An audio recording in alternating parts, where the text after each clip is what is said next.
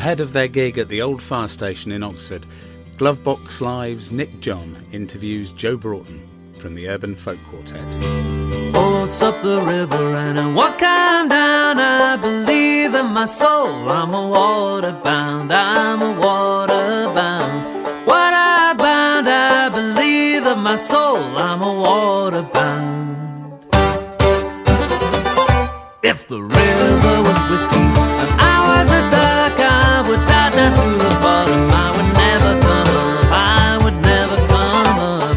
I'd never come up. I would dive down to the bottom. I would never... So, Joe, you're in the middle of a spring tour. Yes, we are. Spring 2016 tour. How's it been going? We are. It's been absolutely fantastic. I mean, the start was a little bit hairy because we started the first rehearsal on the first day. I got a phone call from Tom saying my car's broken down, and I thought that's all right, we can live with that. And then I got a text from Dan saying I'm stuck on the train, not going to get that. I thought I can live with that. And then Plum said I was on my way, but I'm actually having my appendix out instead. So we had this fantastic start to the tour by where it was just me sat in the studio on my own. But so Plum had to sit down for the first few gigs. But apart from that, it's been fantastic. We've had some great turnouts, which is what you always want, of course. Brilliant. And a new set with some new numbers in it, which of course is really good. We try and make things as new as we can each time we do a set, keep it fresh. Hey, look, if you're all flying off in different musical directions, it's a bit like jazz, isn't it? The audience don't notice anyway. So as long as you bring it back, we all finish this one, we're okay. Yeah, you never know exactly what's going to happen. We like to design it a little bit so that it's obviously kind of well worked out and that things happen musically when they're supposed to happen. That is the idea, because we want it to be satisfying for the audience. But at the same time, it's there has to be a little bit of craziness and a little bit of freedom in there, so you can play off what's happening in the crowd. You know, like here, it looks great because it'd be a nice standing crowd and a good number of people. I think when you have that, you need the bits where you get to let loose a little bit to come into their own, don't they? Yeah. Well, it's funny. I was just talking to Mark coming in, and he said there's two people turned up on a walk on the night. The first two people, and he said, "Was it standing or seated?" So we're standing tonight. They went, ooh, like this. Yeah. You know, like, ooh. And I was going to ask you, folk at the moment, fantastic revival, enjoying folk. But, you know, let's be honest, majority of the audience, 45 plus, some grey hair, some bald heads in the audience, grey hair, and all that. Sure. So, but your music is hugely vibrant and exciting. So how do you get those seated elderly audiences on their feet and rocking? We have a few little techniques. Or do you have St John's Ambulance on stand? Yeah, exactly. Yeah, it's more for me these days. We have a few little tricks up my sleeve. I don't think I want to tell you what they are, but we had, like yesterday, for instance, we played Huntington in Worcester. Yeah, exactly, and that was in. That's a kind of a converted church. Yeah, I know it well. But they were dancing at the end. Yeah. We had them on their feet. I've seen Wishbone Ash there and Bunchy, so they can rock in Worcester. Yeah, exactly. Yeah.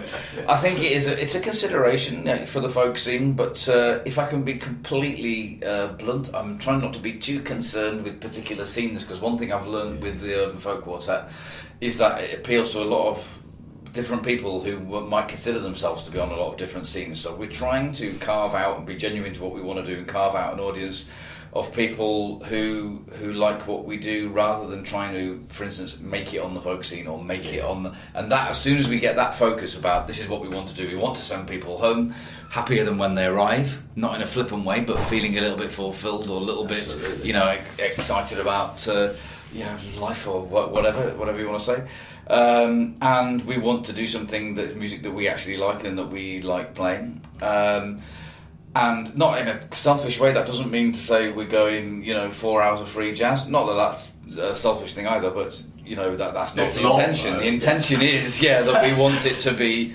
we enjoy it when people enjoy it. So what am I saying is there can be people from the folk scene that feel that way about it. There can be people at Festival Aid was talking to me about Green Man, that kind of thing. We've had people who are massively into rock music. We've had people. I had a guy came up to me yesterday who's a fiddle player who was really into proper Irish fiddle players, and we were chatting about it, and it was great because I love proper Irish fiddle players. I could never be one. I haven't got a hope in hell of playing like that, but I love it as well. And he was almost a little bit surprised that I love that. I was saying no, it's just then because they're doing what they do. That's their thing, and this is my thing, and that's great. But he loved it. He loved the show, and then there was a fantastic woman. I think she was nearly 140 years old, and she came up after the gig, and she said that was marvellous. Down to the river, take my rocking chair. If those blues overtake me, rock away from there, rock away from there, away from there. If those blues overtake my rock away from there.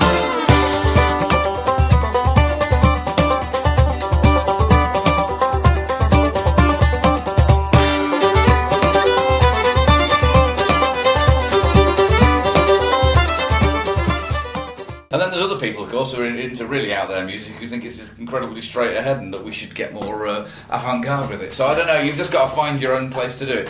So with regard to the folk scene, I'm not answering your question, is we try and give you're a lot of energy. my other questions, though. Okay, I haven't yet answered, so it's fine. Yeah, we're there, we're done. Thank you very much. We try and give it a lot of energy. We want people to go away kind of happy. We want people to appreciate it. We try and play things that are sometimes simple. We try and make them as beautiful as possible. We try and play things that are exciting, that can be difficult or supposed to be sort of virtuosic. And it's never to kind of show what we can do. It's always to kind of serve the musical message. And so if people are open to things and they go with it, we hope that they have a good time. And of course, there are always people who go, "Oh, I'm not sure about it, I don't know what this is," because they just want to be closed off to things.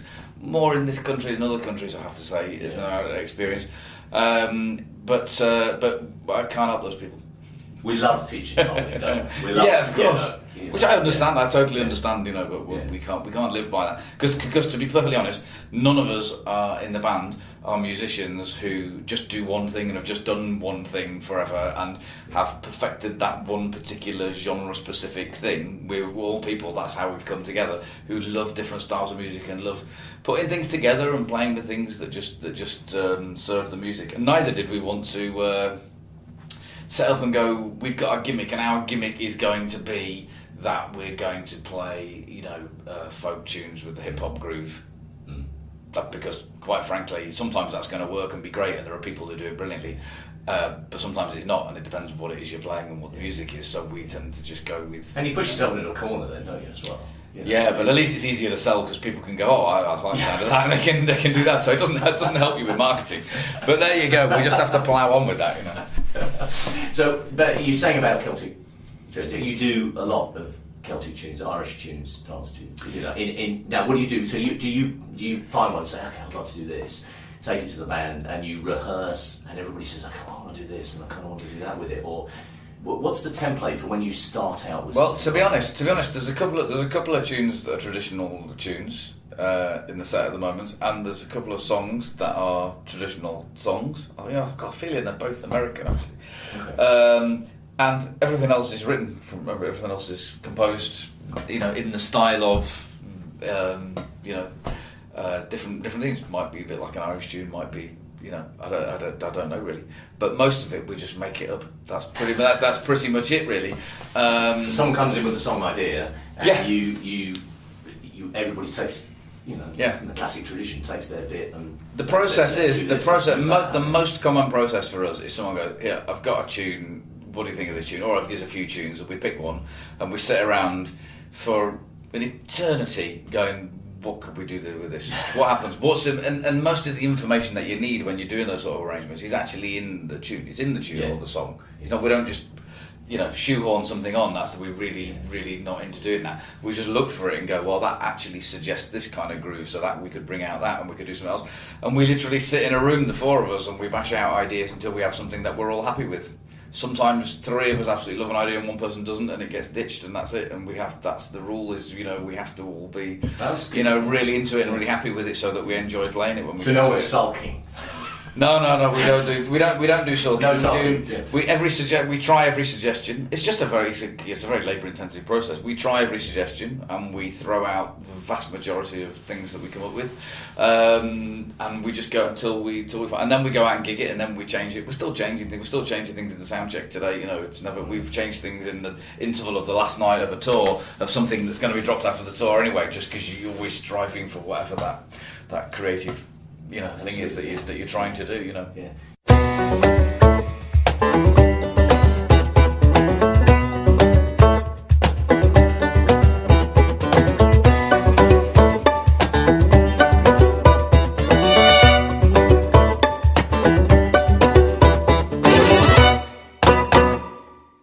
done 5 albums, Yes. 2 are live. Yes. That's what. So that presumably you've recognised that the live Urban Folk Quartet experience is something to be treasured. And I mean, does that create a problem when you do a new album in the studio? Are you always trying to get that live sound captured in the studio, or do you approach the studio albums as I think they've got to be different. entities? We've done different things. I mean, talk about with the live album stuff. There's a couple of reasons why we do live. One is you know, we love live performance, and really that's where it's at for me. I mean, it's always, you know, I love live gigs, and I think that the band is you know, I think its strengths lie in the live performance and the vibe, the atmosphere that we can create. I think that's fair to say. That's our sort of speciality. So we should capture that, and we should have that. Some people don't like live albums. I love live albums. I want to take a really great live gig. I go home, you know, turn the lights off, turn it up, just pretend I'm at the gig. I mean, that's what I've always done since I was a little kid, you know. So I love for that reason. So we've always wanted to. But also now, in the times where, you know, of YouTube and, you know, people can record the things themselves, and people filming you all the time, and all the rest of it, you know, and bootlegging. Well, you're on things YouTube before you packed up. Yeah, exactly. There's all kinds of things. Got to the hotel. Yeah, some of it's on YouTube. Yeah. So that's all just sort of inevitable. But I think it's something that I heard Richard Thompson say in an interview, which really stuck in my head, was he was saying, I don't want everyone to do loads of their own bootlegs and stuff, but in return for asking you not to just take loads of record all the time of things, I will record as much live stuff as I can all the time, so you can have a record of it, and if you want them, you can have them, but we can properly produce it so you can listen to it in the way that I would intend it to be. And I think that's fair enough. I'd rather people listen to the live albums and things than what they've listened to on the phone or whatever. Yeah. And also, people recording these on the phone and listening to it doesn't pay our mortgages, so there's then no music. So it's for different reasons. So and the next album will be a live album. It seems to be going studio album, live album, studio album. Yeah. So we're planning to we're recording a lot of the gigs on this tour. Well, nearly everything. To be perhaps a different sort of album to the last one. The last one we did, we literally recorded 2 nights, and most of the materials from one of those nights, and that was it. But that was quite high pressure, and there were noisy gigs, so there wasn't a lot. Some of the quieter material wasn't really on it. So we're trying to do across the concert venues and things. Anyway, and with the studio albums, until the last album, the first 2 studio albums were just done live in the studio. So, I mean, we just played it all together anyway, and there's a couple of very minor overdubs for things where we thought it musically warranted it, but it was literally to just play live, and this is what we play together. So nice. Because it's sort of in the nature of the band that the fact that Tom has all these various percussion things that he plays at the same time gives it a particular feel. That, I mean, you could just do it all separately, but that's kind of not what he does. And the fact that we don't have 2 guitars at any point, because even though we have 2 guitar players, we only have 1 guitar on stage, and we pass it between us, and that's all part of the sound, you know.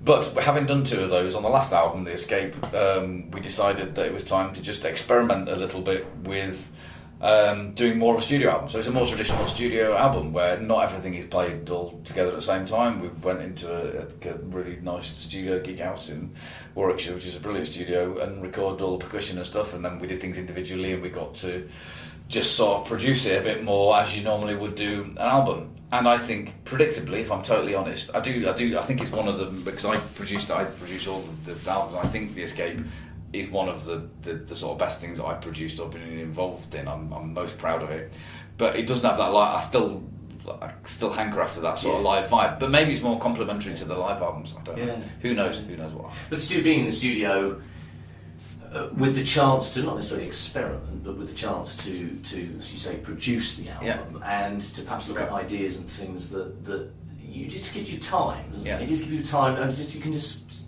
say, okay, just steady ourselves and look at the possibilities of being in a studio and work with a studio. You know, so there's somebody, I can't remember who it was, but said that the studio is like the fifth member, not the fifth Beatle, but the studio and the atmosphere of a studio is part of the recording process. You know, well, with my other hat on, is something that I do is producing other people's albums. And when you're in UFQs, you play it all the time. Obviously, you can't listen to what's happening because you're playing at the time when all that happens. Yeah. So what it allowed me to do is to stand back and actually get Tom to do all the kit up, produce, to be able to listen to it from the outside and just play my things at the end. So, you know, but it's just one way of doing things. We might do it differently. As long as you don't rack up those studio bills. Just too much. No, well, we do. Well, it's the first time we've used that studio as well, because everything when we've recorded before, it was all just done in Diploma and my house, so we just did it all in house there. So, sometimes it's simple is good as well. Joe, it's been wonderful to talk to you. Thank you very much. I hope the show goes well tonight. No, we're looking forward to it. It looks like a great space and it's brilliant to be Zimmer here frames not in allowed Oxford. in. Yeah. We're going to rock and roll in Oxford. Thank you very much, Joe. Yeah, no Cheers. worries. Bye. Cheers.